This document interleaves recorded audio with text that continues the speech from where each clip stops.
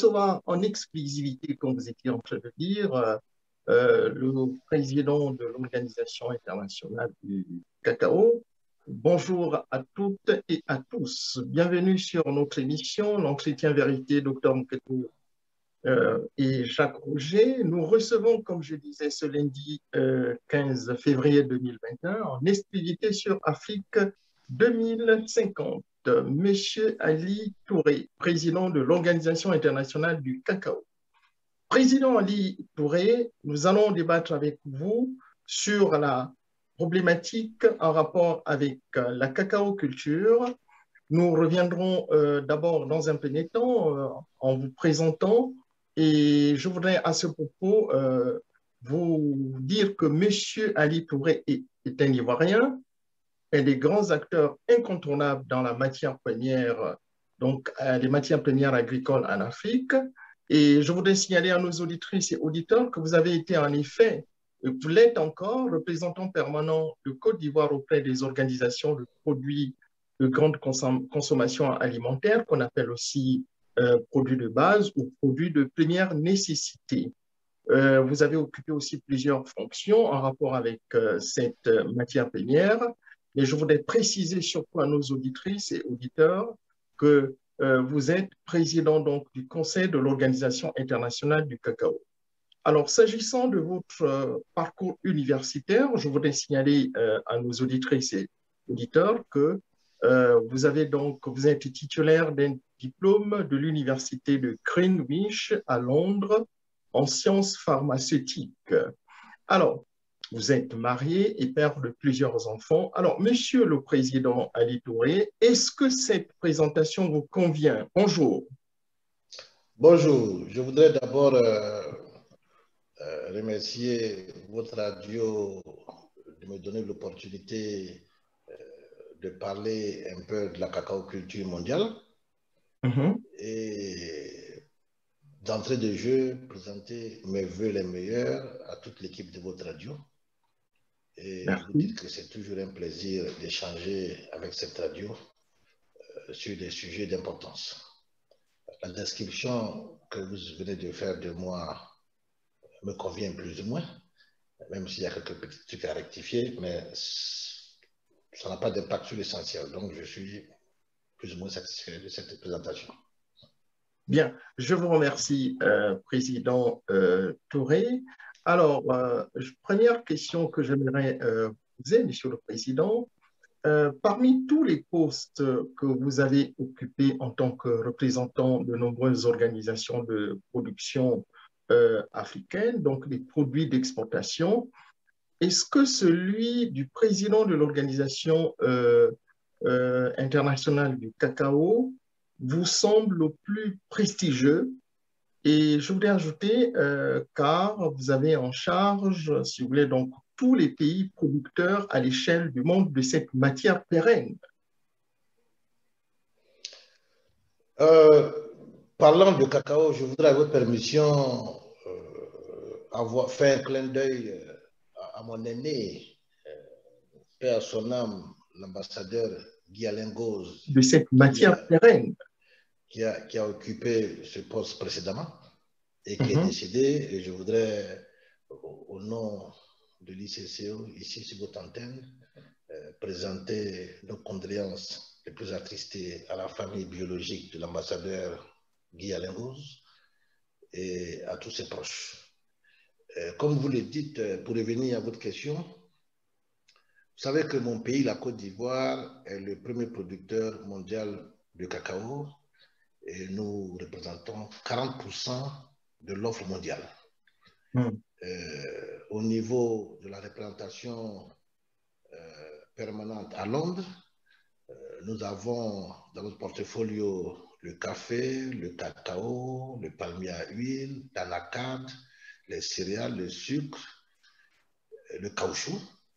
Je dois avouer effectivement que c'est un poste prestigieux dans la mesure où la Côte d'Ivoire, à elle seule, fait presque la moitié du volume mondial de cacao qu'on met sur le marché. Donc effectivement, c'est un poste prestigieux et je suis content que la Côte d'Ivoire puisse occuper ce poste pour une durabilité de l'économie cacaoyère mondiale. D'accord. Alors, merci pour cette première réponse. Alors, je voudrais aussi, avec votre permission, Monsieur le Président, votre élection donc à la tête de cette instance internationale cacaoyère, est-ce que ce n'est pas le fruit de la victoire, vous me permettez, du président Alassane Ouattara? Autrement dit, Monsieur le Président, s'agit-il d'un retour à l'ascenseur? Je m'explique. Euh, Est-ce que sans le soutien du président Ouattara, vous ne serez pas aujourd'hui, est-ce que vous serez vraiment le président de cette instance internationale du cacao? Vous pouvez quand même dire merci au président Ouattara, c'est bien ça? Non, il faut que je vous explique et j'explique à vos auditrices et à vos auditeurs le mécanisme de désignation ou d'élection à la tête d'un conseil d'une organisation internationale. Mhm. Chaque année ou chaque 2 ans, les organisations internationales de produits de base, puisque c'est ce que je connais, renouvellent les instances. Au niveau de l'ICCO, vous avez le conseil, vous avez le comité administratif, vous avez la commission consultative sur l'économie cacaoyère durable et vous avez le comité administratif et financier. Chaque année ou chaque 2 ans, on renouvelle ces organes. Alors, comment ça se passe? Les États membres désignent ou font le consensus sur une personnalité du conseil. Je prends l'ICCO. L'ICCO est une organisation intergouvernementale qui a été créée en 1973 sous les auspices des Nations Unies et qui comporte 51 États membres. Il y a 22 pays producteurs et il y a 29 pays consommateurs. Les pays producteurs, c'est les pays africains, les pays latinos et les pays asiatiques. Au niveau des consommateurs, vous avez l'Union européenne à elle seule qui fait 27 États membres. Vous avez la Suisse et vous avez la Russie.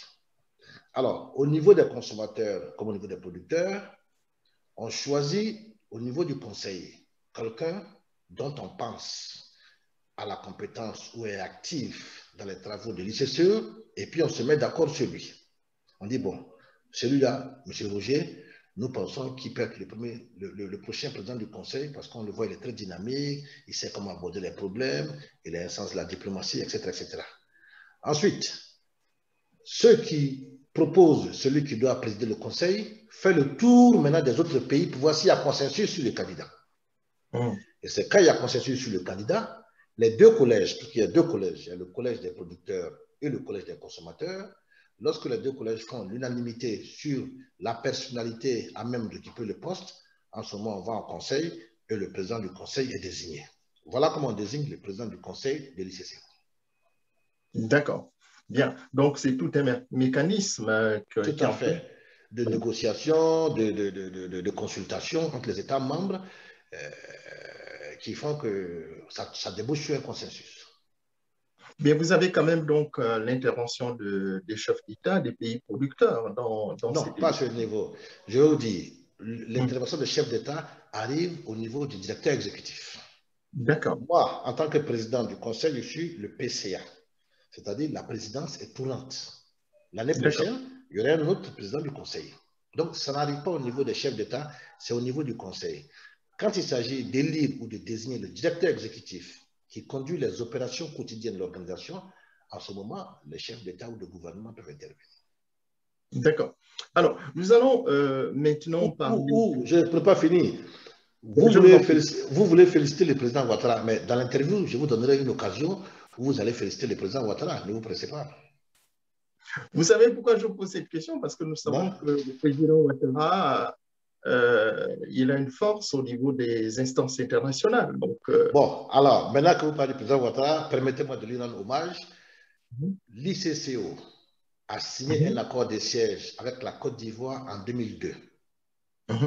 L'ICCO a été transféré de manière effective en Côte d'Ivoire en 2015. Ça, c'est le travail de M. Ouattara. d'accord, on reviendra sur cette délocalisation du siège Voilà, de voilà, l'Organisation internationale du cacao. tout Alors, à fait. je voudrais avoir votre regard d'abord sur l'actualité internationale en rapport, bien sûr, avec cette culture pérenne que vous dirigez. à l'échelle donc planétaire. La première question que je voulais vous poser, Monsieur le Président Touré, est-ce que la pandémie du Covid-19 a eu des effets sur la productivité des exploitations cacaoyères? Qu'en est-il des exploitations, par exemple, en Afrique? Est-ce que, vous me permettez cette troisième question, est-ce que la gestion actuelle de cette pandémie est de nature à, comment dirais-je, de rétablir un fonctionnement normal des exploitations cacaoyères? Merci pour cette opportunité que vous me donnez. Je voudrais, avant de commencer, à votre permission, décrire un peu l'ICCO. Parce que beaucoup de gens ne connaissent pas l'ICCO. Je le dis parce qu'il y a beaucoup qui me demandent est-ce que je travaille à l'ICCO? Non, je ne travaille pas à l'ICCO. L'ICCO est une organisation intergouvernementale qui a été créée en 1973, comme j'ai dit, sur les auspices des Nations Unies et qui fonctionne par accords successifs. Il y a eu l'accord de 73, celui de 80, celui de 93, celui de 2001 et nous sommes maintenant sur l'accord international de 2010. L'ICCO, c'est 92% des exportations mondiales de cacao et à peu près 80% des importations mondiales de cacao. L'ICCO, c'est 51 pays membres, comme je vous l'ai dit, mais je voudrais finir par dire ce que l'ICCO n'est pas pour qu'on puisse avancer dans le débat. L'ICCO n'est impliqué dans aucune transaction financière. L'ICCO n'est pas un organe de régulation et enfin l'ICCO n'est pas une agence de développement. Parlant de la pandémie, effectivement, la pandémie a fait beaucoup de dégâts au niveau de la cacaoculture, que ce soit en Afrique, en Amérique ou en Asie. Par ailleurs, quand vous prenez les pays européens et les pays de l'Amérique du Nord, la consommation des breuvages ont aussi été impactés par la COVID-19. Au nom de la Côte d'Ivoire, puisque je suis représentant de la Côte d'Ivoire, l'ICCO, le président du Conseil, nous avons demandé au secrétariat de l'ICCO de faire une étude sur l'impact de la COVID-19 sur le secteur mondial du cacao et proposer des mesures d'atténuation. Il s'agira pour nous de mobiliser des institutions comme la FAO, la Banque mondiale ou l'Union européenne en vue de recueillir des fonds pour soutenir les petits producteurs de cacao. Il faut dire qu'avec l'apparition de la pandémie et son impact sur les activités cacaoyères et le bien des producteurs, il est devenu pour nous, membres de l'ICCO, nécessaire de lancer un appel urgent aux partenaires de développement. L'actuelle pandémie de COVID-19 a fait apparaître un fait incontestable. La structure actuelle du secteur agricole ne fonctionne pas bien pour les petits exploitants de cacao.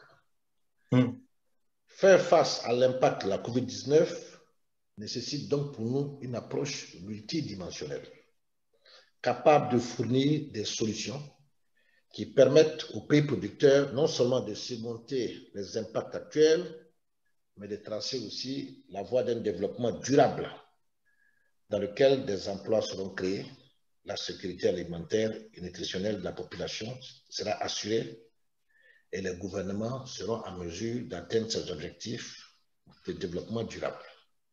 Ce qui est encore plus inquiétant, c'est que la crise de la COVID-19 est un obstacle à la réalisation des objectifs pour le développement durable, c'est-à-dire l'éradication de la pauvreté rurale, et une menace pour les objectifs du développement durable de l'ONU, c'est-à-dire assurer la sécurité alimentaire. Donc, au mois d'avril, puisque c'est la prochaine session, le secrétaire de l'ICCO va conduire une étude sur l'impact de la COVID sur les petits producteurs de cacao. Et à partir de ça, quand on se reverra la prochaine fois, je vous dirai qu'est-ce qu'il en est et quelles sont les mesures que l'ICCO comprend pour soulager les petits producteurs de cacao d'Afrique, d'Amérique et d'Asie. D'accord. Alors, oui, nous avons compris ce que vous étiez en train de dire avec beaucoup de pertinence. Oui, mais une gestion de cette pandémie se suit avec, comme vous le savez, des confinements dans les pays producteurs, la problématique du couvre-feu. Et est-ce que, selon vous, cela n'a pas de nature à ramener, si vous voulez, le bon fonctionnement des exploitations? Je reviens encore à ce que j'avais dit dès le départ. Mhm. La mission principale de l'ICCO consiste à promouvoir et à soutenir la durabilité économique, sociale et environnementale de la chaîne de valeur du cacao et en particulier à améliorer les conditions de vie des producteurs de cacao. Parmi les missions que l'ICCO a, elle soutient les plans nationaux de développement cacaoyer. Qu'est-ce que ça veut dire? Ça veut dire que dans le cadre de la COVID, il appartient aux États membres de communiquer à l'ICCO l'état des lieux de l'impact de la COVID sur le secteur cacaoyer. L'ICCO, quant à elle, proposera un plan d'atténuation et de soulagement aux pays producteurs et les soutiendrait au cas où ils voudraient initier des actions. L'ICCO n'a pas vocation à se substituer aux États membres dans le cadre de leurs plans nationaux. Chaque pays devra traiter la question du COVID selon son plan national. Quant à nous, nous allons élaborer un plan national global et nous allons soumettre ça aux États membres pour voir s'ils souhaitent ou pas l'appliquer et si nous devons les accompagner dans l'application de ces mesures. D'accord. Mais en tant que président, vous allez m'excuser de cette organisation internationale. Est-ce que donc cette instance dont vous avez la charge pourrait participer, par exemple, sans l'appui des États producteurs, au financement de l'accès du vaccin contre le Covid dans les pays producteurs du Sud, par exemple? Non, ça, ce n'est pas dans les missions de l'ICCO. L'OMS, exceptionnellement. Non, ça, c'est le travail de l'OMS. Le travail de l'ICCO, c'est d'assurer et d'accompagner les États membres à ce qu'il y ait une durabilité économique cacaoyère mondiale. Le problème des vaccins et des autres sujets que vous abordez appartiennent à d'autres organisations internationales. Nous ne pouvons pas nous substituer à l'OMS. Nous allons prendre des dispositions pour voir comment nous pouvons accompagner les États membres dans les dédommagements ou l'atténuation ou le soulagement de divers projets, mais nous ne pouvons pas nous impliquer dans le cadre des vaccins parce que ça demande beaucoup de fonds et je ne suis pas sûr que les généraux donateurs voudraient utiliser l'ICCO pour faire des vaccins dans les pays producteurs. Je ne suis pas sûr. D'accord. Vous avez une auditrice depuis la France qui nous dit que l'Organisation internationale du cacao est très, très riche, a beaucoup de moyens financiers pour participer à ce financement du vaccin. Bon, c'est une réaction donc d'un auditeur, on reviendra plus tard. Ce qu'elle a dit, je ne sais pas sur quoi elle se base pour dire que nous sommes très riches, ou bien parce qu'elle entend le cacao. Bon, si l'ICCO doit avoir des moyens, ça va être pour élaborer des projets pour améliorer les conditions de vie des producteurs. Mais ce n'est certainement pas pour faire des vaccins pour les producteurs. D'accord. Bien. Merci, Monsieur le Président Ali Touré. Je voudrais rappeler que vous êtes président de l'organisation du Conseil, donc de l'Organisation internationale du cacao.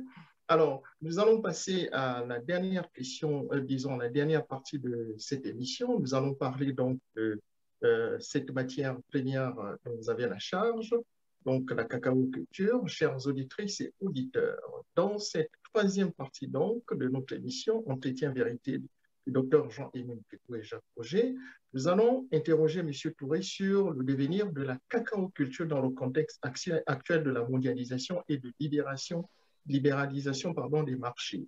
Il s'agit de mettre en exergue les enjeux liés aux politiques d'organisation des territoires et des différents acteurs, à l'instar des bourses cacaoyères, des institutions de régulation nationale des pays producteurs du cacao. On pourra parler aussi de l'organisation internationale du cacao, pourquoi des centres de recherche aussi comme le CIRAD. Nous verrons avec notre invité si l'hypothèse d'une nouvelle configuration des espaces mondiaux du cacao est en cours de structuration dans le sens de la régionalisation des marchés. Il existe cependant, chers auditrices et auditeurs, une problématique plus spécifique et appliquée aux pays producteurs, aux acteurs dominés. C'est dans ce cadre que s'inscrivent donc les questions sur l'Afrique. Alors, première question, Monsieur le Président Touré, comment un État producteur peut-il s'employer à faire des produits d'une économie des traites soumise aux aléas d'une conjoncture régulée par d'acteurs internationaux un instrument efficace de développement? Bon, j'ai bien compris votre question, mais je voudrais indiquer quelque chose pour qu'on se comprenne. L'ICCO est une organisation qui parle à la fois des producteurs et des consommateurs. Premier point. Deuxième point, je suis le porte-parole des pays producteurs de cacao. Troisième point, je suis le président du comité de restructuration de l'Alliance des pays producteurs de cacao. Donc, j'ai 3 casquettes. Si vous me posez la question que vous me posez, j'ai la réponse, mais je ne vais pas donner l'impression aux gens que je suis assis en train de défendre les producteurs. Non.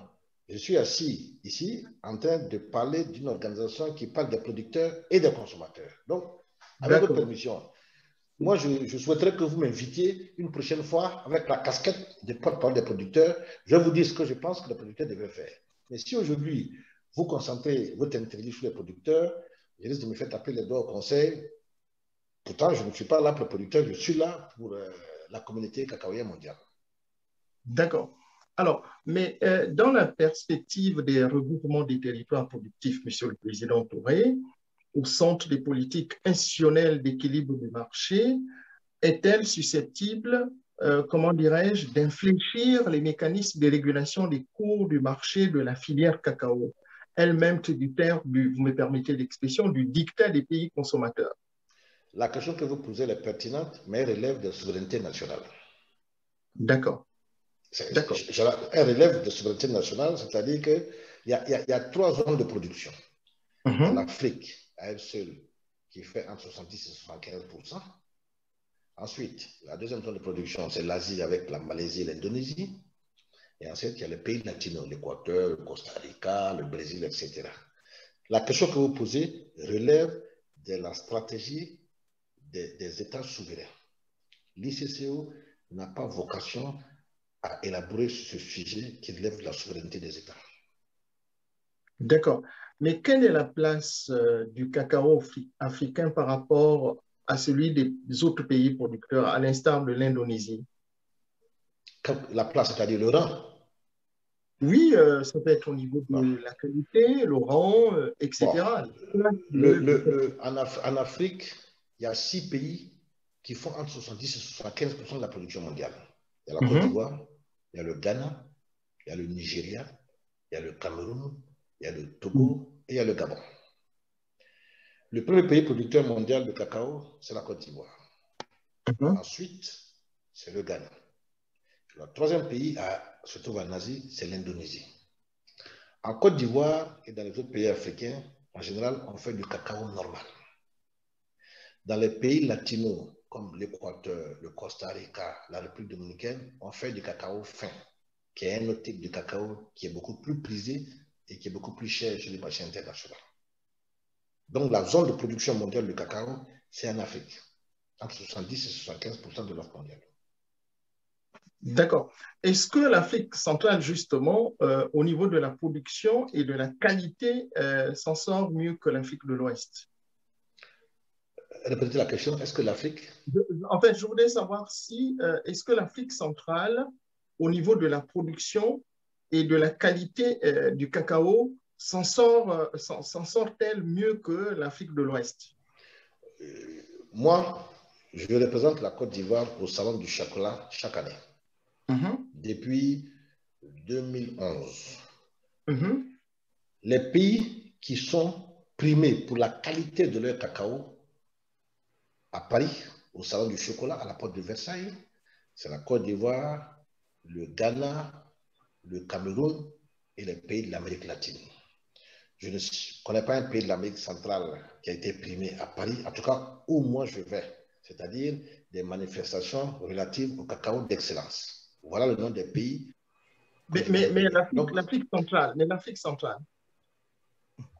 l'Afrique centrale ne fait pas du volume. En général, quand on ne fait pas du volume, c'est un peu difficile. Ça, c'est un.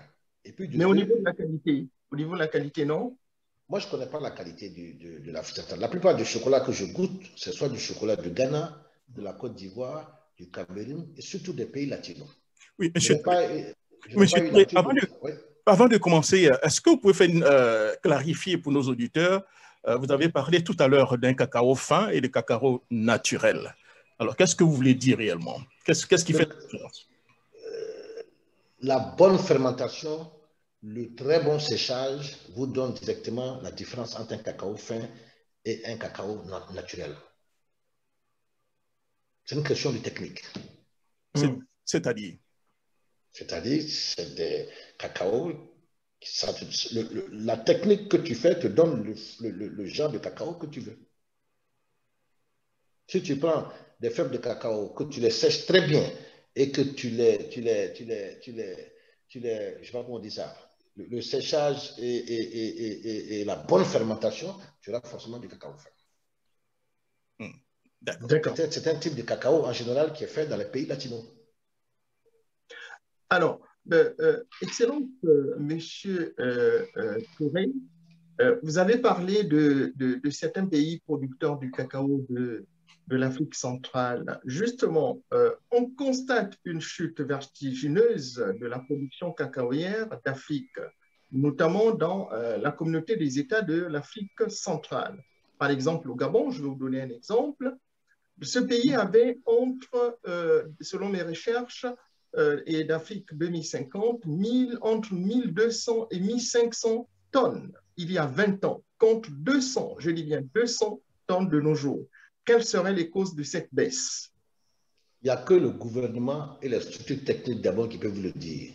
Ça peut être un abandon de la culture du cacao, ça peut être une maladie du verger, ça peut être une mauvaise gestion de la cacaoculture. Il n'y a que le gouvernement et les structures techniques. Au Gabon, c'est la Kestab qui gère le café cacao. Il n'y a que ces structures-là qui peuvent vous dire quelles sont les causes de la diminution de la plantation du cacao. Comme je vous ai dit, ce sont des actions et des politiques qui appartiennent aux États souverains. Si je me mets tout de suite à vous dire les raisons qui ont impacté la culture du cacao au Gabon, le gouvernement gabonais peut m'interpeller à tout moment. D'accord. Mais s'agissant du succès de l'agriculture moderne, elle passe, comme vous le savez, par la sélection des meilleures variétés résistantes aux maladies et plus adaptées aux écosystèmes dans lesquels ils doivent pousser. Alors, je voulais vous demander, qu'en est-il de la recherche en Afrique? L'industrie cacaoyère investit-elle dans l'éducation, par exemple, des jeunes, aux métiers, c'est-à-dire tous les métiers, depuis la production jusqu'à la transformation en produit fini que vous étiez en train de présenter tout à l'heure? Moi, je peux vous parler de la Côte d'Ivoire, puisque je suis ivoirien. Nous avons ici, en Côte d'Ivoire, un centre de recherche très performant. Le Centre national de recherche agricole, le CNRA, qui produit du matériel végétal très performant. Pourquoi? Nous avons, vous savez, la maladie du Solen Shoot ici en Côte d'Ivoire et au Ghana. C'est une maladie qui peut détruire tout un verger en un temps record. Donc, nous avons, par voie de conséquence, développé du matériel végétal de haute qualité qui permet de protéger ce verger et d'avoir une cacaoculture normale. Donc, nous avons un centre de recherche qui fonctionne vraiment très bien et dont beaucoup de pays latinos et africains s'inspirent, puisque je suis celui par lequel les pays passent pour entrer en contact avec le CNRA pour bénéficier du transfert de technologie. D'accord. Alors, parlons maintenant de votre politique, donc de votre mandat.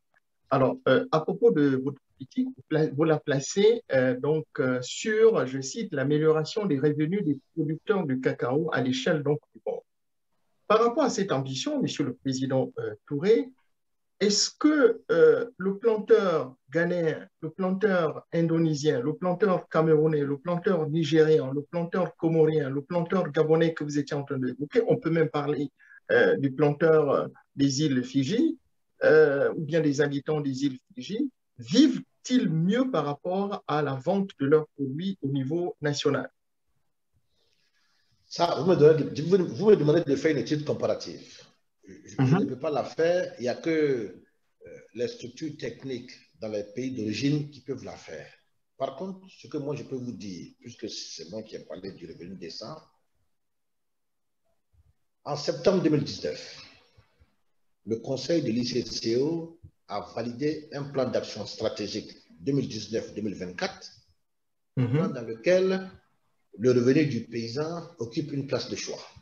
Premier point. Deuxième point. Sur 100 milliards de dollars que génère la filière mondiale du cacao, moins de 6% reviennent aux pays producteurs. Et enfin, troisième point, quand je prends l'historique des prix de l'ICCO, entre 73 et 75, la tonne de cacao était entre 6 000 et 8 000 dollars. Entre 83 et 89, elle était entre 4 000 et 6 000 dollars. La campagne cacaoyère, 1976-1977, la tonne de cacao était à 15 000 dollars. Aujourd'hui, nous sommes à 2500. Donc, nous avons interpellé, nous, la Côte d'Ivoire, le conseil de l'ICCO pour leur dire que sans fèves de cacao, on n'aura pas de chocolat. Donc, le planteur africain, asiatique et américain devient le maillon faible de la chaîne de valeur du cacao. Et que si nous voulons avoir une durabilité dans l'économie cacaoyère mondiale, il est pressant et il est urgent que nous puissions se pencher sur la question des revenus décents. Les systèmes de commercialisation différents selon les pays, c'est sûr que les prix vont différer selon les pays.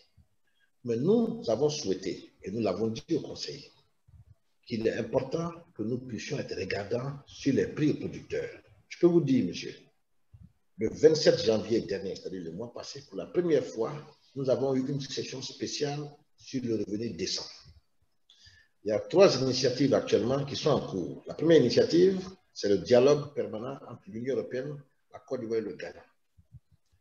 La deuxième initiative, c'est l'Alliance pour le revenu vital dans le cacao, qui est une alliance qui a été élaborée par les pays consommateurs de l'Union européenne.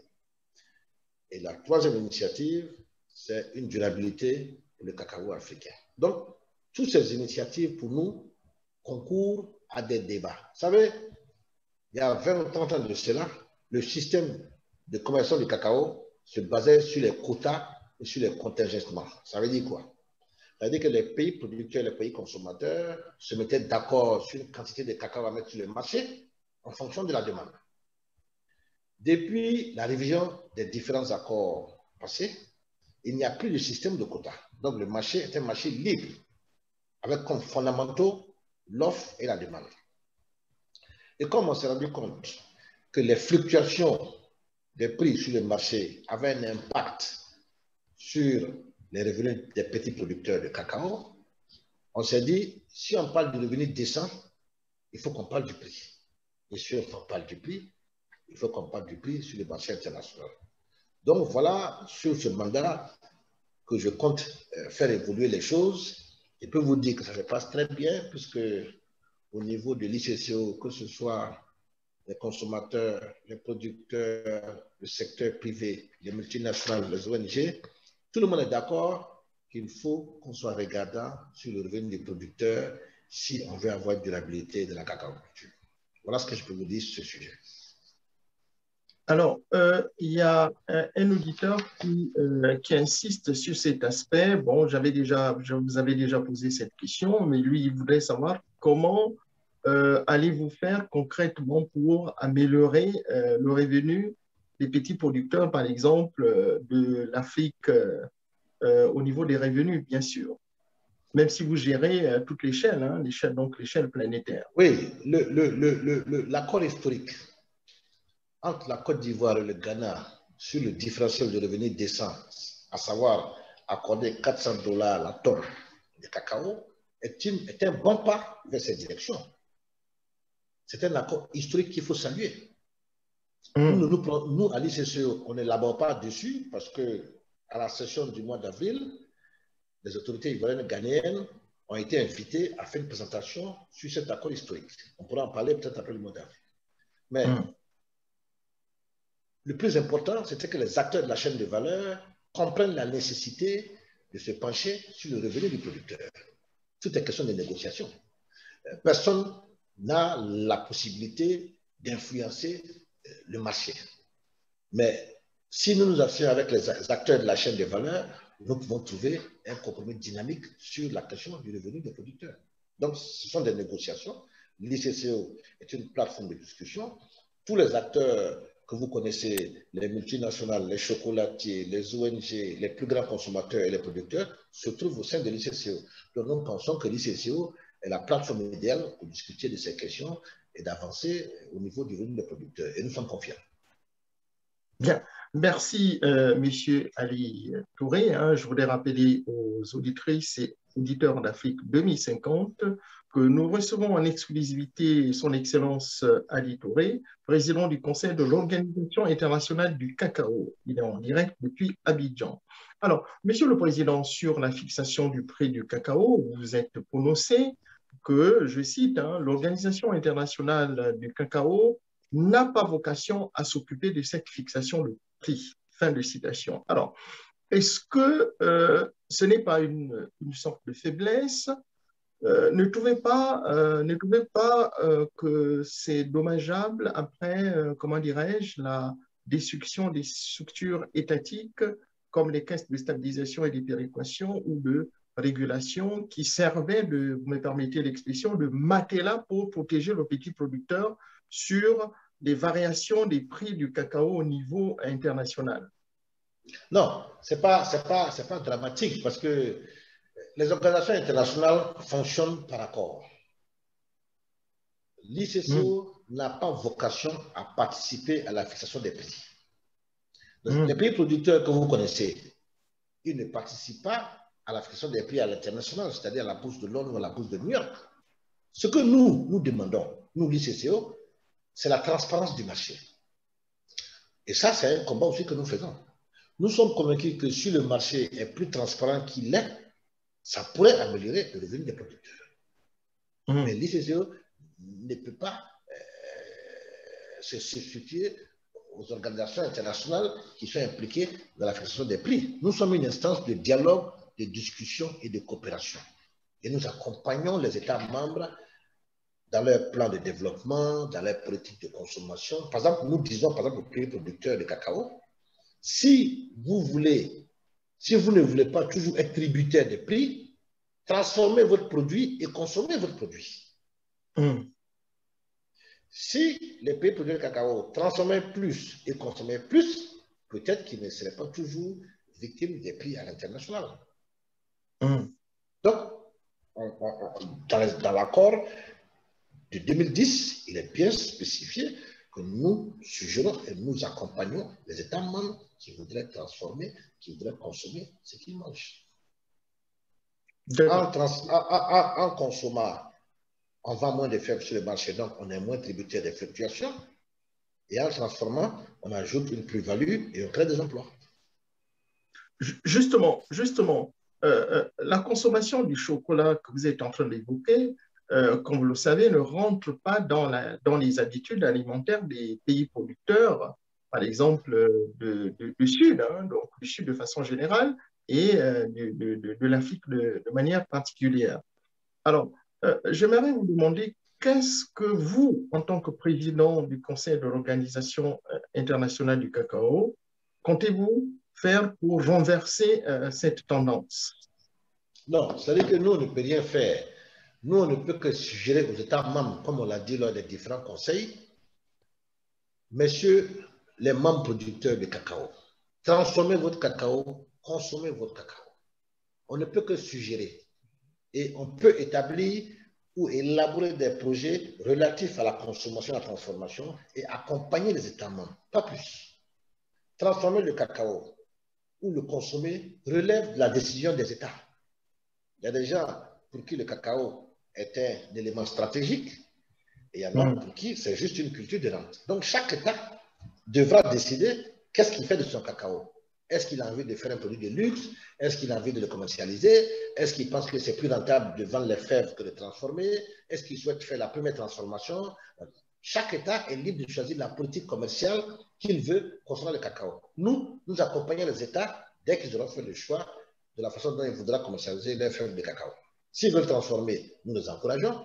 S'ils veulent consommer, nous disons que c'est très bien, mais nous ne pouvons pas nous substituer aux États membres pour leur dire transformer, on a déjà assez déjà. Donc, il appartient à chaque État membre de faire de son cacao ce qu'il pense est bien pour son économie. Et nous venons vraiment accompagner les États membres et apporter le soutien qu'on peut apporter au niveau de la technicité, transfert des technologies, on amène les experts, enfin bref.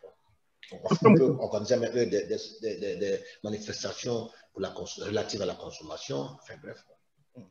Docteur, je vous en prie, Jacques. Oui, j'ai une question pour votre invité. Il y a beaucoup de questions des auditeurs qui n'arrivent pas du tout à faire la différence entre les deux fonctions de notre invité, à savoir, il est le président de l'ICCO et ensuite, il défend aussi les planteurs ivoiriens. Alors, comment on peut être le président de l'ICCO qui englobe les intermédiaires, les planteurs et les consommateurs, et à la fois aussi président des planteurs, j'allais dire, ivoiriens, et être aussi efficace? Bon, c'est comme si vous me dites, la question est pertinente, c'est comme si vous me dites, bon, Jacques Roger est président du Burundi et demain il est président de l'Union africaine. Et on lui pose la question, comment il peut être président de l'Union africaine et défendre les Burundais? Donc je reviens à moi. Moi, je suis de manière conjoncturelle président de l'ICCO. Ma présidence finit au mois de septembre 2021. Mais je suis de manière structurelle le porte-parole des pays producteurs. Mais je voudrais dire à l'auditeur ou à l'auditrice qui a appelé, c'est une bonne chose. Parce que étant président du Conseil, j'ai eu une occasion en or de mettre en exergue les préoccupations des pays producteurs. C'est une occasion inouïe.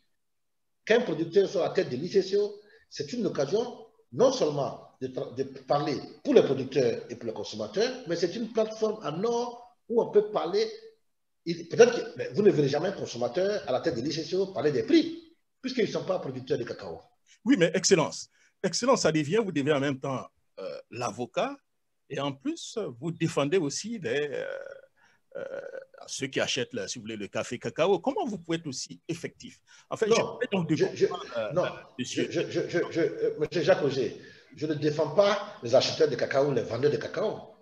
Je défends la chaîne de valeur du cacao où, au long de la chaîne, tous les acteurs de la chaîne, c'est-à-dire le petit planteur, le trader, le négociant, les multinationales, les pays consommateurs, il faut que chacun trouve son compte dans l'économie cacaoyère pour qu'elle soit durable. Mais on constate que tout le monde trouve son compte, sauf les petits producteurs.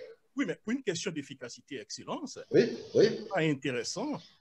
Pour ne pas qu'il y ait des cumuls de fonctions, de confier, si vous voulez, le rôle de défendeur, permettez-moi l'expression, des planteurs à une autre personne, jusqu'à ce que vous finissiez avec votre fonction en tant que...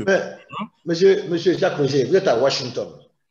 Le représentant de la Côte d'Ivoire, l'ONU, il peut être président de l'Assemblée générale de l'ONU? Oui, il peut pas. Est-ce que le représentant d'un pays à l'ONU ne peut pas être président de l'Assemblée générale de l'ONU? Dans ces conditions, est-ce que sa fonction de président, du représentant d'un pays ne cesse pas à ce moment? Non, ça ne peut pas cesser. Tout ce qu'il a à faire seulement, c'est mettre son adjoint à sa table, ça ne peut pas cesser. Ça ne peut pas cesser. Donc, au niveau du collège des producteurs, nous sommes très bien organisés, chers frères. Il y a 22 pays producteurs de cacao. Ça ne cesse pas. Ce sont des fonctions temporaires qui permettent aux uns aux autres de faire leurs preuves et de voir comment un agenda global peut avancer. Mais le problème, ce n'est pas de défendre les producteurs, c'est de défendre la durabilité de l'économie cacaoyère mondiale. Il faut que ce soit bien clair et bien précis. Si je veux défendre les cacaoculteurs, en ce moment, je vais au niveau de l'Alliance des pays producteurs de cacao. Docteur Mouketou. Est-ce que vous êtes satisfait, M. Roger? Pas tellement, mais je reviendrai tout à l'heure. D'accord, je suis là pour répondre à vos questions. D'accord, bien, merci Monsieur le Président Touré. Alors, vous avez parlé du siège de l'Organisation internationale du cacao. Alors, justement, depuis longtemps, comme on le dit, Ce siège était basé à Londres, donc en Angleterre. Alors, qu'est-ce qui fait que ce siège soit délocalisé à Abidjan, qui est la capitale administrative de Côte d'Ivoire, donc votre pays d'origine? Quel a été, vous me permettez, cette question, l'impact des décideurs politiques dans ce déménagement? Je vais citer, est-ce que le président Ouattara n'a pas joué encore un rôle dans cette délocalisation ou bien les anciens présidents de la République depuis Houphouët-Boigny? Bon, il faut que je vous donne l'historique de la délocalisation. Je vous en prie.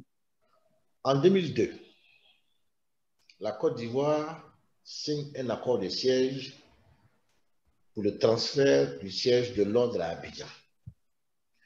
Nous nous sommes rendus compte en 2001 que, eu égard aux difficultés financières de l'organisation, les membres du Conseil ont décidé de délocaliser le siège. Il y avait 2 ou 3 candidats. Il y avait même l'Allemagne qui était candidat, il y avait la Côte d'Ivoire, il y avait le Ghana. Au bout des discussions et des négociations, la Côte d'Ivoire a été retenue pour abriter le siège. C'était 2001. Donc en 2002, un accord de siège a été signé entre la Côte d'Ivoire et l'ICCO. Malheureusement, de 2002 à 2010, la Côte d'Ivoire a connu de fortes turbulences, comme vous le savez. Donc, on n'a pas pu délocaliser le siège de 2002 à 2010. En 2010, après les élections présidentielles, le président Ouattara, ayant pris les manettes du pouvoir, a souhaité, au nom de la continuité de l'État, que nous puissions continuer le processus. Donc, le dossier m'a été confié avec le ministre du Commerce à l'époque, le ministre Jean-Louis Billon, pour que le transfert soit effectif, dans la mesure où l'accord de siège avait déjà été signé depuis 2002. Celui qui a permis au siège de venir en Côte d'Ivoire, c'est le président Ouattara. Puisque les critères qui avaient été énoncés pour le transfert effectif du siège ont été remplis par le gouvernement de M. Ouattara, sous son autorité.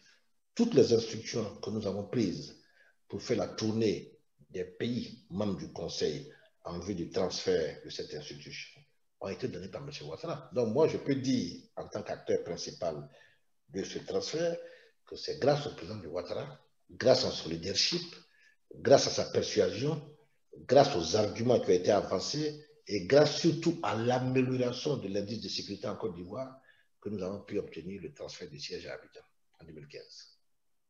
Donc, je ne me suis pas trompé, Monsieur le Président. Non, vous n'êtes pas trompé.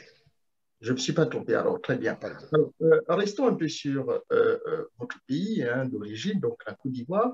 Est-ce que ce sont les différents gouvernements des présidents Félix Houphouët-Boigny, ensuite il y a eu le président Bédié, Henri Konan Bédié, Laurent Gbagbo, ensuite le président actuel, donc le président Alassane Ouattara, qui ont fait que les cadres, les chercheurs ivoiriens puissent occuper des postes stratégiques dans les domaines des matières premières à l'échelle du monde? Je ne sais pas, bon, je n'ai pas connu les autres gouvernements. Je peux quitter votre cas. Hein. Voilà, je n'ai pas connu les autres gouvernements. J'ai la chance de travailler sous la présidence du président Ouattara. Il y a beaucoup, effectivement, d'Ivoiriens qui siègent dans les organisations internationales. Moi, je prends mon cas. Dans toutes ces organisations internationales, il y en a une quinzaine, hein, tous les Ivoiriens qui sont des organisations internationales, quand je peux les aider, je les aide. C'est une consigne qui m'a été donnée de faire la promotion et d'aider tous les Ivoiriens qui sont à mesure d'occuper de hautes fonctions dans les organisations internationales de produits de base. En tout cas, moi, c'est la consigne que j'ai reçue et c'est ce que j'ai fait. D'accord. Bien. Merci, Monsieur le Président. Alors, finalement, quel est le secret de la Côte d'Ivoire concernant la recherche scientifique dans le domaine des cultures de rente? On peut parler aussi des cultures vivrières, les matières d'élevage et d'autres cultures. C'est quoi le secret? Ça, c'est une question que vous pourriez poser au ministre de l'Agriculture et de l'Élevage, par exemple. Vous vous intéressez Ça, pas? Vous vous intéressez pas? si je m'intéresse à ça, mais ça sort de mes attributions. D'accord. Vous Alors, voyez, voilà, c'est ça. Sinon, que ce soit la politique agricole, que ce soit le PNIA, le Programme national d'investissement agricole, que ce soit le comité interministériel des matières premières, il y a des personnes beaucoup plus qualifiées que moi pour parler de ces sujets. bien, merci. Au cours de la campagne cacaoyère, je crois 2019-2020, le prix du cacao a été relevé à 1,53 euros. On parle de 1000 euros, donc l'équivalence du kilo de cacao. Ça paraît être, comment dirais-je, une bonne politique cacaoyère prise par le président Ouattara, donc dans votre pays d'origine, avec l'idée d'améliorer donc les revenus des petits producteurs. Aujourd'hui, qu'est-ce qui fait que les producteurs se retrouvent avec des stocks non achetés? Est-ce que, Monsieur le Président Touré, c'est un problème des intermédiaires, c'est-à-dire des multinationales qui ne veulent pas acheter des stocks des producteurs au prix des marchés, ou alors le problème est ailleurs? Ça, c'est une question en Côte d'Ivoire qu'il faut poser au DG du Conseil et du café et cacao. Parce que c'est le régulateur qui s'occupe de la gestion de la filière café-cacao, y compris des prix. Mais s'agissant Moi, des intermédiaires internationaux, c'est ce que je dis. Moi, en tant que président de l'ICCO, je n'ai pas le droit de me prononcer sur ces sujets qui concernent les États souverains. Par exemple, le différend entre Hershey, Mars et le Ghana et la Côte d'Ivoire, nous ne pouvons pas parler de ça au niveau de l'ICCO. d'accord. Alors, s'agissant du planteur ivoirien, on peut citer aussi les autres planteurs, hein. Est-ce que ce planteur est-il toujours riche comme sous l'époque du président Houphouët-Boigny avec l'existence de la Caisse de stabilisation et de péréquation qui, comme je disais, défendait les intérêts des paysans agricoles ivoiriens du cacao dans une optique d'assurance d'un prix plancher qui leur permettait, par exemple, de continuer à exercer leur métier en toute quiétude, surtout en cas de baisse des prix internationaux de cette matière pérenne.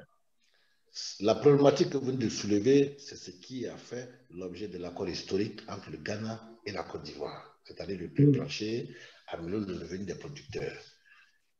J'ai demandé au nom du Conseil aux deux États membres de nous faire une présentation au mois d'avril, c'est-à-dire dans 2 mois. Je pourrais répondre à cette question quand la présentation sera faite au mois d'avril, c'est-à-dire si vous m'invitez en juin ou en juillet, je vous en dirai plus sur cette initiative et ce qui a été fait. Donc, soyez patient, vous pouvez me réinviter, invitez-moi en mai ou en juin, je vous en parlerai. Mais les prix passés dont vous parlez, c'est ce qui a motivé l'accord historique entre le Ghana et la Côte d'Ivoire, le différentiel de revenus descend.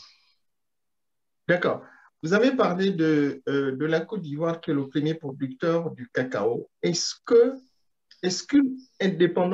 Pardon, vous me permettez, est-ce qu'une dépendance de ce pays, premier pays donc producteur du cacao, vis-à-vis des prix mondiaux, ne l'expose pas-t-elle à des chocs majeurs, par exemple, en cas de crise de baisse des prix internationaux du cacao?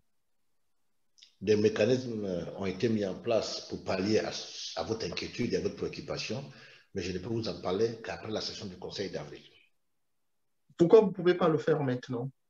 Parce que je ne peux pas me prononcer au nom du Conseil avant que le Conseil ait la présentation des pays membres. D'accord. J'ai l'impression que le président de l'Organisation internationale du cacao est ténu, il n'est pas trop libre dans ses décisions. Non, c'est ce que je dis. Au niveau du Conseil du cacao, les débats se font et les décisions se prennent par consensus.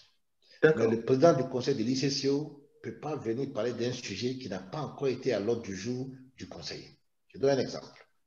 Supposons que, comme vous dit, impact de la COVID sur les pays producteurs de cacao. Voilà ce qu'on a constaté, voilà les dégâts, voilà le projet qui est élaboré, voilà les actions qui doivent être prises. Et vous venez vous me demander l'étude sur l'impact du COVID, qu'est-ce que vous en pensez? Je vous dis non, que l'étude n'est pas encore sortie, attendez que l'étude sorte, que la sensibilisation soit faite, que les décisions soient prises, que les actions ciblées soient numérées, et je vous parle de ça.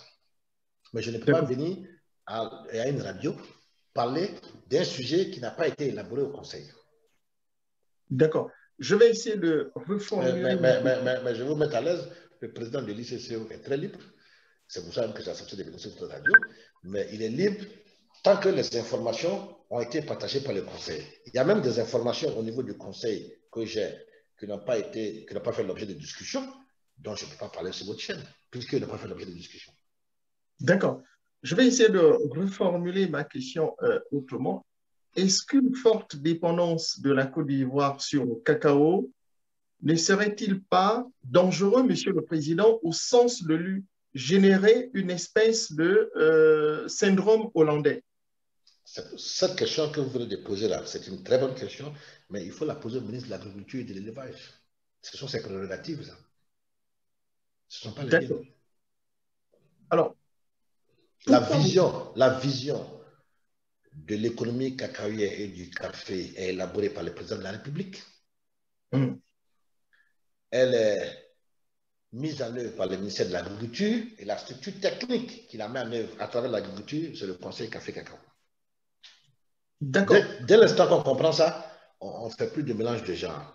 Et il faut que chacun, c'est peut-être un peu ça le problème de l'Afrique, il faut que chacun reste dans son domaine de compétences. La vision de l'économie cacaoyère et caféière ivoirienne, c'est la vision du président de la République. Les structures qui les met en œuvre, c'est le ministère de l'Agriculture et le Conseil Café-Cacao. D'accord. J'insiste sur la Côte d'Ivoire, comme vous le savez, c'est le premier pays producteur de cette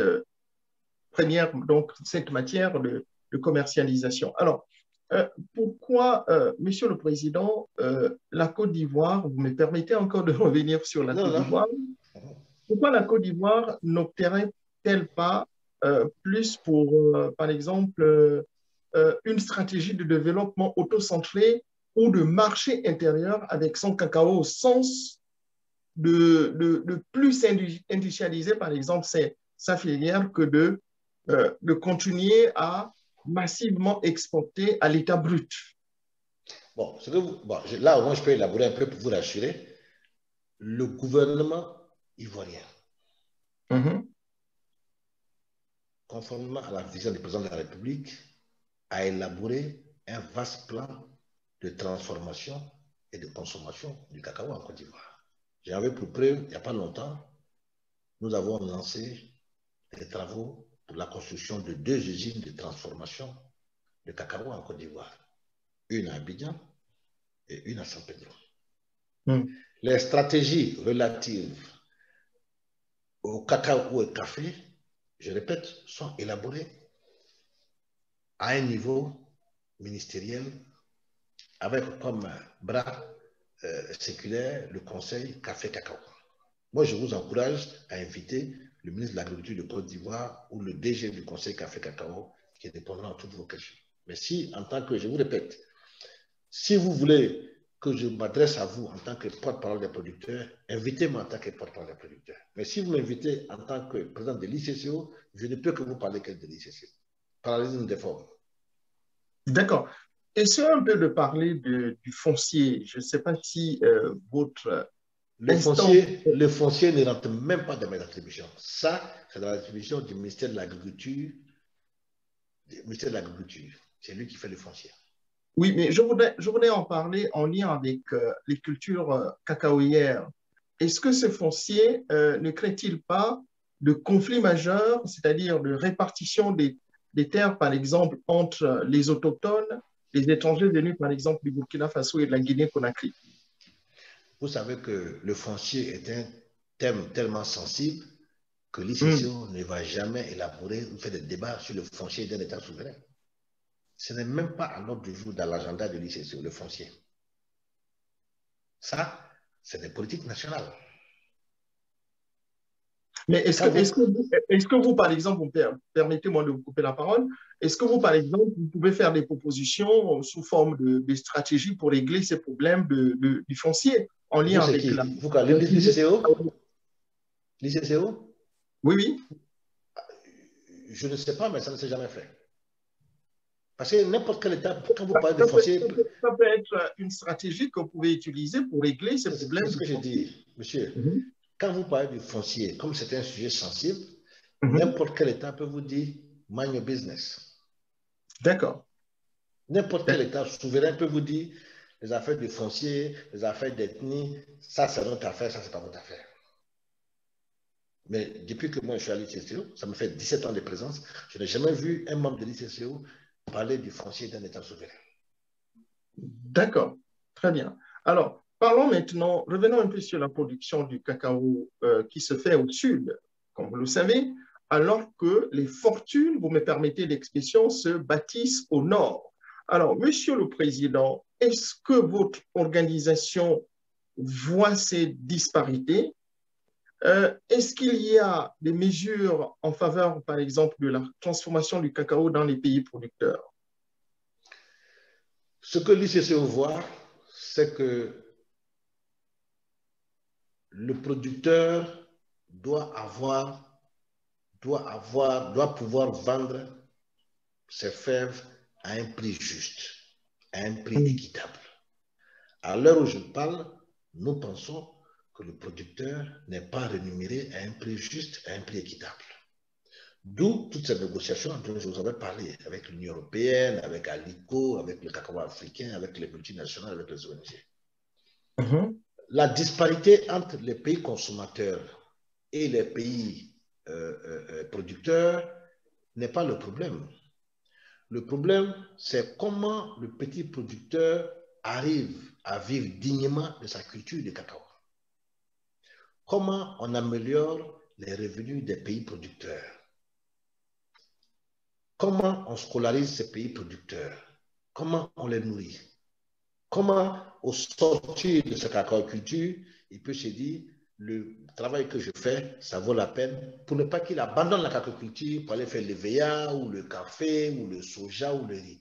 Donc, notre problème, c'est comment on peut permettre aux producteurs de cacao de l'Afrique, de l'Amérique latine et de l'Asie d'avoir des prix justes et des prix équitables. En tant que producteur, on ne commande pas les prix, on ne fait pas l'aumône. On demande seulement de payer le juste prix aux producteurs du cacao, car si on n'adresse pas ce problème maintenant urgemment, un mois viendra où on n'aura plus de cacao, et si on n'a plus de cacao, on n'aura plus de chocolat. Et ça, ce message, il a été compris par tout le monde, y compris les consommateurs. D'accord. Alors, quelle part représente le cacao dans le PIB à l'échelle du monde, à l'échelle africaine, à l'échelle, par exemple, de la CEDEAO, à l'échelle de la CEMAC? On peut parler aussi des recettes d'exportation et des recettes budgétaires, Monsieur le Président. Non, ça, je n'ai pas ces chiffres parce qu'au niveau de l'ICCO, quand on fait les statistiques, c'est au niveau de la production, au niveau de la consommation, au niveau des stocks et au niveau des broyages.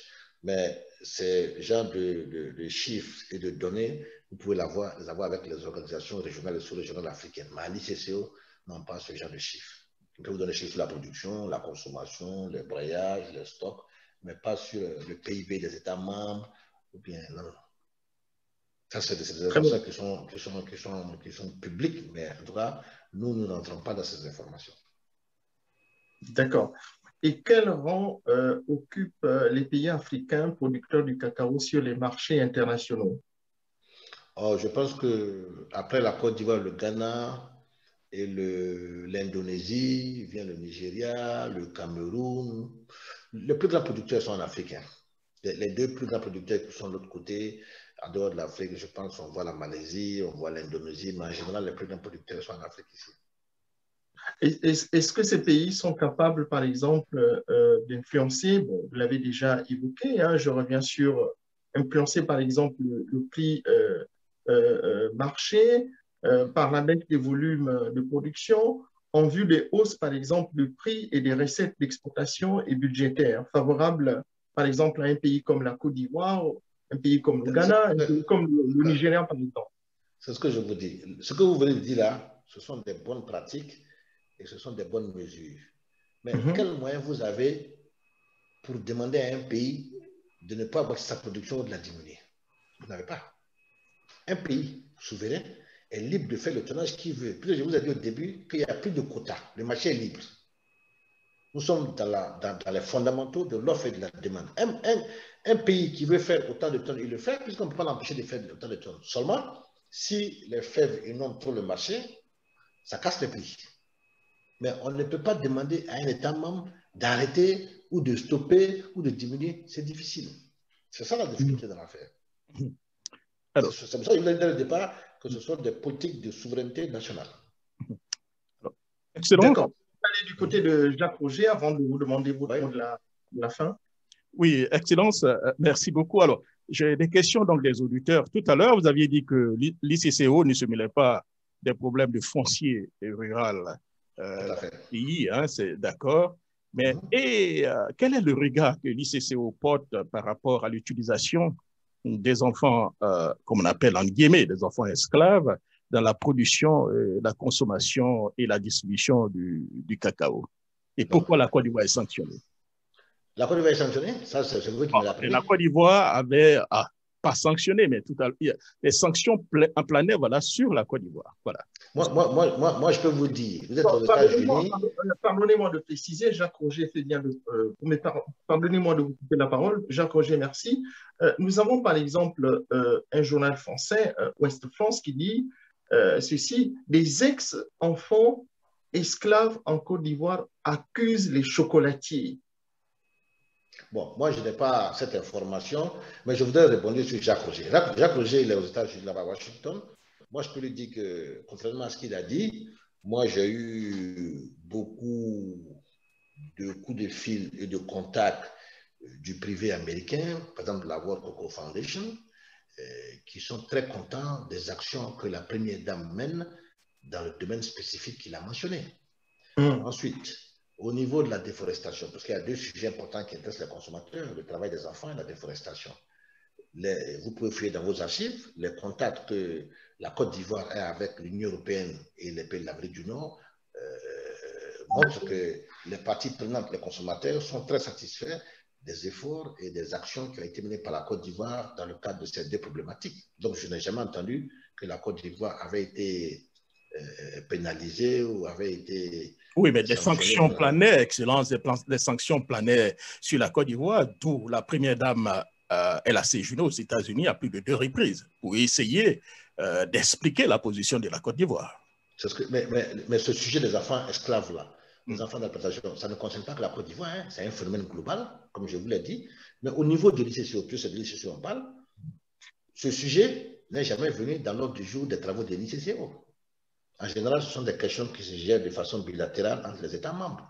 Mais dans l'ordre du jour de l'ICCO, dans nos travaux, nous n'avons jamais abordé la question de la déforestation ou la question du travail des enfants dans la cacaculture. Mais est-ce que vous êtes préoccupé par ça, puisque à l'international, on en parle? Oui, mais pour qu'on soit préoccupé par ça, il faut qu'il y ait un État membre qui envoie ça sur la table du Conseil. Si ce n'est pas sur la table du Conseil, il y a des instances beaucoup plus appropriées que le Conseil de l'international du cacao qui peuvent gérer cette question. Par exemple, entre les États-Unis et la Côte d'Ivoire, entre l'Union européenne et la Côte d'Ivoire, cette question est traitée. Ne croyez pas qu'elle n'est pas traitée. Oui, mais vous êtes africain et vous savez, certainement, je ne sais pas si vos parents avaient des plantations, mais des enfants, pendant les vacances, travaillaient avec donc, des parents, ce que des Européens peuvent considérer comme des enfants esclaves. Alors, mais nous effectuons. Moi, je prends mon cas. Sortons du cadre de la Côte d'Ivoire, du cadre de l'ICCO. Moi, mon grand-père était à Djokoui, dans le Guémon. Quand j'étais petit, j'allais chez mon grand-père, je l'accompagnais dans la plantation pour rester avec lui. Mais ça, ce n'est pas le travail des enfants, ça. En même temps, quand on fait le combat pour le travail des enfants, en même temps, nous expliquons à nos partenaires qu'il faut faire attention. Le travail des enfants ne consiste pas à ce que des enfants accompagnent leurs parents dans la cacaculture. Le travail des enfants, c'est quand l'enfant n'a pas l'âge requis pour travailler, qu'on lui fait faire des travaux forcés dans une plantation. Mais accompagner ses parents à une plantation, ce n'est pas le travail des enfants.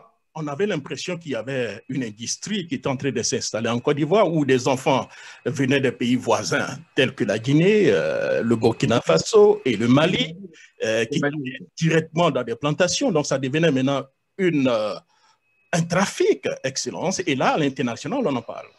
Je continue de dire, vous avez dit un mot qui est très important, on avait l'impression. Donc, mettons ça dans une impression. Mais moi, je peux vous dire que moi, au poste où je suis, puisque j'ai quand même des informations que vous n'avez pas, je traite avec la chaîne des valeurs du cacao mondial. Tous ceux à qui j'ai parlé, que ce soit aux États-Unis d'Amérique, vous êtes, que ce soit en Europe, me disent qu'ils sont contents de la façon dont la Côte d'Ivoire traite cette problématique du travail des enfants. Donc, moi, je ne vois pas de problème. Mais je n'ai jamais entendu que la Côte d'Ivoire ait été sanctionnée. Pas du tout. D'accord. Alors, la dernière question, c'est un peu le prix d'achat du café cacao qui varie entre la Côte d'Ivoire et puis le Ghana dans le temps. Je ne sais pas si ça a été corrigé. Est-ce que cela ne peut pas fragiliser un peu la démarche de ces deux pays pour créer des conditions pour stabiliser les prix? Vous savez que, je ne sais pas si vous êtes au courant, mais l'accord historique qu'il y a eu entre la Côte d'Ivoire et le Ghana est un accord de très haut niveau qui a été conclu sur la supervision directe des deux présidents, c'est-à-dire le président Alassane Ouattara de la Côte d'Ivoire et le président Nana Akufo-Addo du Ghana. Donc, ce n'est pas un accord comme ça. Je vous invite encore, parce que c'est ce que je peux vous conseiller, à vous rapprocher des structures techniques des deux pays. Parce que tout est une question de stratégie. Hein. Il y a des stratégies qu'on ne peut pas dévoiler sur une chaîne de radio. Il faut que vous puissiez approcher les DG des deux structures techniques qui répondront à la question que vous venez de me poser. Cette question ne rentre pas dans les attributions que j'ai au niveau de l'ICCO. Merci beaucoup, Excellence. Docteur Mouketou, vous avez le micro. Bien, merci.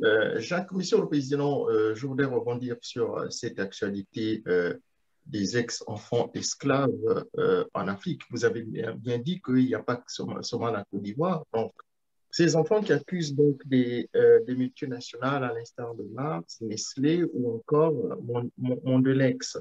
Est-ce que vous, au niveau de l'organisation internationale, vous ne pouvez pas, par exemple, vous rapprocher de ces multinationales qui vont même jusqu'à faire travailler ces jeunes, hein, j'ai lu dans un journal français, sans rémunération?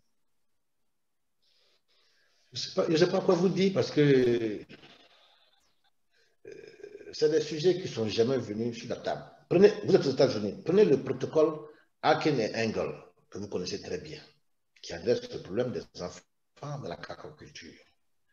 Mais nous n'avons jamais eu ce protocole à étudier au niveau de l'ICCO. C'est un protocole qui concerne les sénateurs que vous connaissez avec les États membres, les pays producteurs. Mais c'est un sujet qui n'est jamais venu à table. Pourtant, moi, j'ai conscience de ce sujet. Je ne pourrais pas en parler dans la mesure où ça n'a pas fait l'objet de débat au sein de l'ICCO. Donc, nous ne pouvons pas nous auto-saisir d'un sujet, sauf quand un État membre la porte sur la table du Conseil.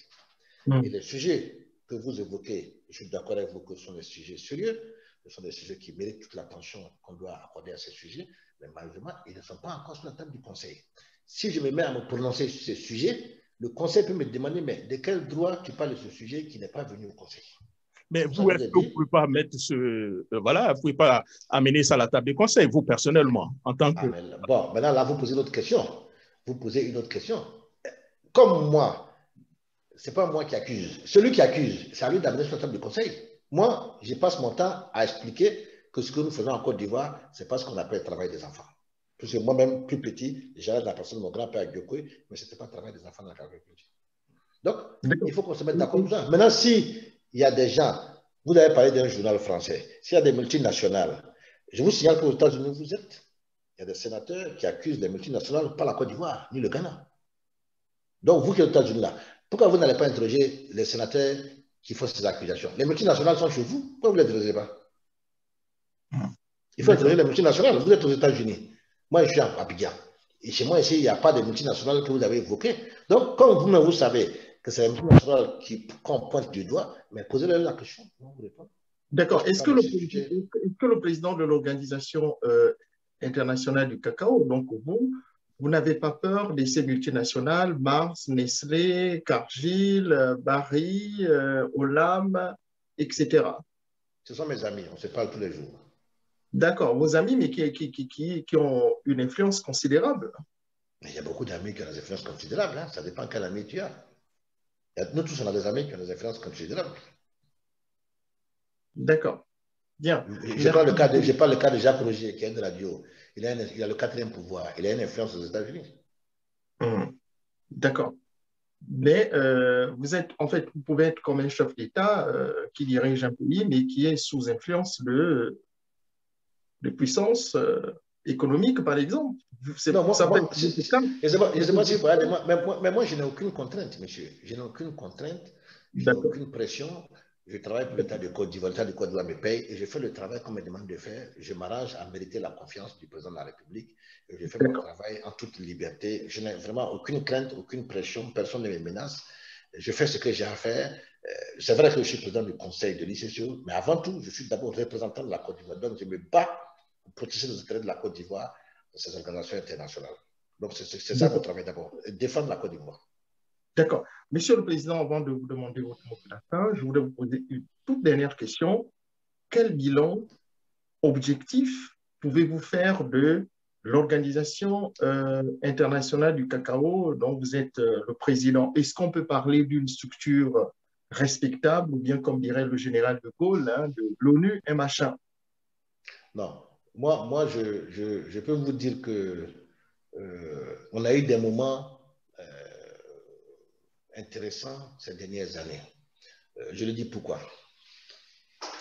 En 2007, quand on a vu que les producteurs de cacao de l'Afrique, de l'Amérique latine et de l'Asie avaient commencé à se plaindre, à juste titre d'ailleurs, de leurs conditions de vie, nous avons organisé la première table ronde de l'ICCO qui s'est passée au Ghana. À la suite de cette table ronde, il y a eu la déclaration d'Accra. Ensuite, nous avons fait une deuxième table ronde à Trinité et Tobago. Quand on a fait cette table ronde, il y a eu une feuille de route qui indiquait quelles sont les voies et moyens pour pouvoir atteindre une économie cacaoyère durable. Au bout des deux tables rondes, les producteurs n'étaient toujours pas satisfaits. Donc, on a commencé à faire les conférences mondiales. La première en 2012 a commencé à Abidjan. On a fait une autre en 2014, 2016, 2018. 2020, on devait la faire en Indonésie à Bali, mais à cause de la COVID-19, on a été obligé de reporter à une date ultérieure la conférence mondiale sur l'économie cacaoyère durable. Donc, après cette table ronde et cette conférence, on s'est rendu compte qu'on n'avait toujours pas touché l'essentiel. L'essentiel, c'est quoi? On s'est rendu compte que toute cette table ronde n'avait pas d'impact véritable sur le revenu des producteurs. Donc, nous sommes allés au conseil pour leur dire, après tout ce cheminement, il faut maintenant, sans faux fuyant, qu'on aborde le problème du revenu du producteur. Donc, pour la première fois, dans notre plan stratégique qui a été élaboré en 2019, on a pu mettre au centre des débats du conseil la question du revenu décent du producteur. À tel point qu'en janvier, c'est-à-dire le mois passé, nous avons fait une session spéciale de la commission consultative sur le revenu décent. Donc, moi, je suis satisfait. Je suis satisfait enfin que les gens acceptent. Parce que quand vous avez un sujet qui vous tient à cœur, le plus important, c'est que vos interlocuteurs acceptent d'en parler. Or, ce n'était pas évident. On avait l'habitude de nous dire le marché est libre, c'est l'offre et la demande, on ne peut pas influer sur le marché, on n'a aucun pouvoir sur le marché, et puis chacun venait manipuler le marché n'était pas transparent. Donc, on a fini, nous, pays producteurs, à pouvoir faire le consensus sur la question du revenu décent. Maintenant, tout le reste, maintenant, n'est que négociation. Donc, moi, je suis satisfait, car l'ICCO est la seule instance mondiale où on parle des problèmes de cacao. Il n'y en a pas deux. C'est la seule instance où les plus grands producteurs, les plus grands chocolatiers, les plus grandes multinationales et les plus grands consommateurs se réunissent pour parler de l'avenir du cacao et des producteurs de cacao. Donc moi, je suis content que dans cette instance-là, et vous verrez, au fur et à mesure qu'on avance, l'ICCO va jouer un rôle beaucoup plus grand dans les négociations, parce que toutes les parties prenantes qui se réunissent, que ce soit aux États-Unis, que ce soit en Europe, que ce soit en Afrique, se retrouvent au sein de l'ICCO en plein conseil. Et nous pensons que nous avons maintenant une oreille attentive du côté des consommateurs, des chocolatiers, des multinationales, et que les débats vont se poursuivre. Moi, je suis confiant, en tout cas. Bien. Pour terminer, Monsieur le Président Touré, je vous laisse de conclure cet entretien en vous adressant aux différents acteurs de la filière cacaoyère à l'échelle du monde. Je voudrais d'abord vous remercier pour l'opportunité que vous me donnez et faire un clin d'œil à tous les acteurs de la chaîne de valeur du cacao. C'est vrai qu'avec la problématique des prix d'une part et de la COVID-19 d'autre part, Ça a été dur autant pour les consommateurs qui ont vu leur consommation stagner, autant pour les producteurs qui ont vu les prix en train d'être chutés et qui ont vu des fèves qui ne peuvent pas être écoulées. Parce que pour écouler les fèves sur les consommateurs, il faut que la consommation puisse prendre. Mais quand la consommation stagne et où elle baisse, c'est difficile d'écouler les fèves de cacao. Donc, pour la chaîne de valeur, ça a été dur pour tout le monde. Et les chocolatiers, les multinationales, et les consommateurs, les producteurs. J'espère que 2021 sera meilleur que 2020 et que tous les acteurs de la chaîne pourront reprendre leur travail tranquillement pour le bonheur de tous les acteurs de la chaîne de valeur.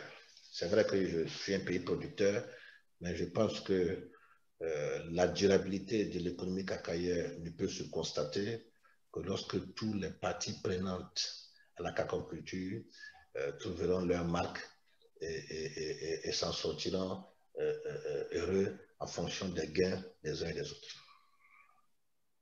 Président Ali Touré, merci d'avoir honoré notre invitation et à très bientôt sur Afrique 2050.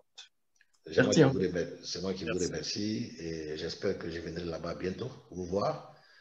Et merci encore de me donner l'opportunité. C'est vrai qu'il y a beaucoup de questions auxquelles je n'ai pas répondu parce que ce n'était pas de mes attributions, mais il y aura d'autres occasions où vous m'inviterez avec d'autres casquettes. Je serai beaucoup plus prolixe et plus ouvert.